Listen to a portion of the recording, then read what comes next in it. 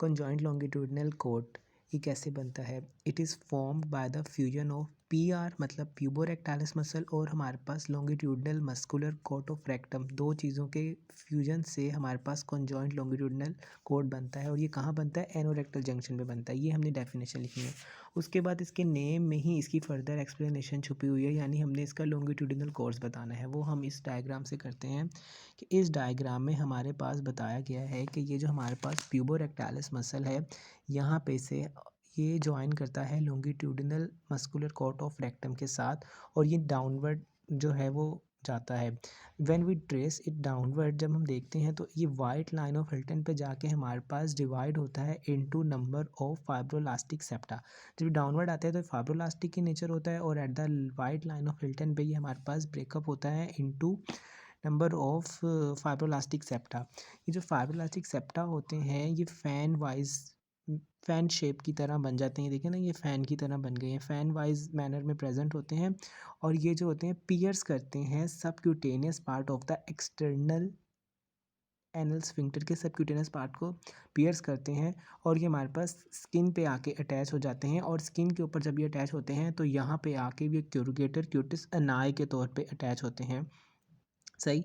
अब इन सेप्टम, ये जो फाइब्रोलास्टिक सेप्टम होते हैं, इनका जो मोस्ट लेटरल वन है ये आपके पास पेरीएनल फेशिया बना देता है और जो मोस्ट मीडियल वन है वो आपके पास एनल इंटरमस्कुलर सेप्टम बनाता है। ये एनल इंटरमस्कुलर सेप्टम जो होता है ये आपके साथ फिर further white line of Hilton के साथ आके अटैच हो जाता है।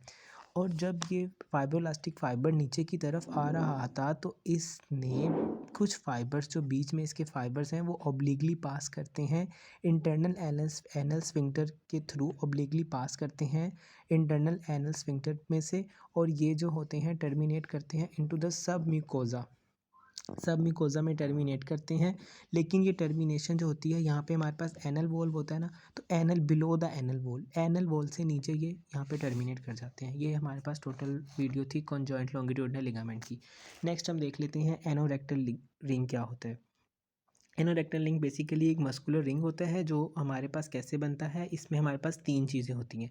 तीन चीज़ें क्या होती हैं इसमें? हमारे पास पीआर होगा, पीआर से आप पाकिस्तान रेलवे से याद रख लें, प्यूबोरेक्टालिस मसल होता है which is, and second one हमारे पास अपर मोस्ट फाइबर होते हैं दोनों, एक्सटर्नल के भी और इंटरनल स्फिंक्टर और external anal sphincter, internal anal sphincter दोनों के ऊपर के फाइबर अपर मोस्ट फाइबर होंगे और प्यूबोरेक्टालिस हमारे पास जो मसल होता है, ये तीन चीज़ें फ्यूज़ होती हैं विद ईच अदर और हमारे पास ये एक मस्कुलर रिंग बनाती हैं जिसे हम एनोरेक्टल रिंग कहते हैं। As the name indicate it is also present at the एनम एनस और रेक्टम के जंक्शन पे, एनोरेक्टल जंक्शन पे ये रिंग प्रेजेंट होता है।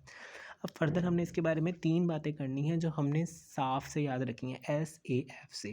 एस से हम क्या बात याद रखते हैं कि सर्जिकली डिवीजन में अगर ये रिंग किसी भी तरीके से डैमेज हो जाता है तो हमारे पास रीनल इनकॉन्टिनेंस हो सकती है, यानी फिर जो पेशेंट होता है वो फीसिस को कंट्रोल नहीं कर सकता, वो डायरिया की तरह फीसिस जो हैं वो बॉडी से एक्सक्रीट आउट हो जाएंगी।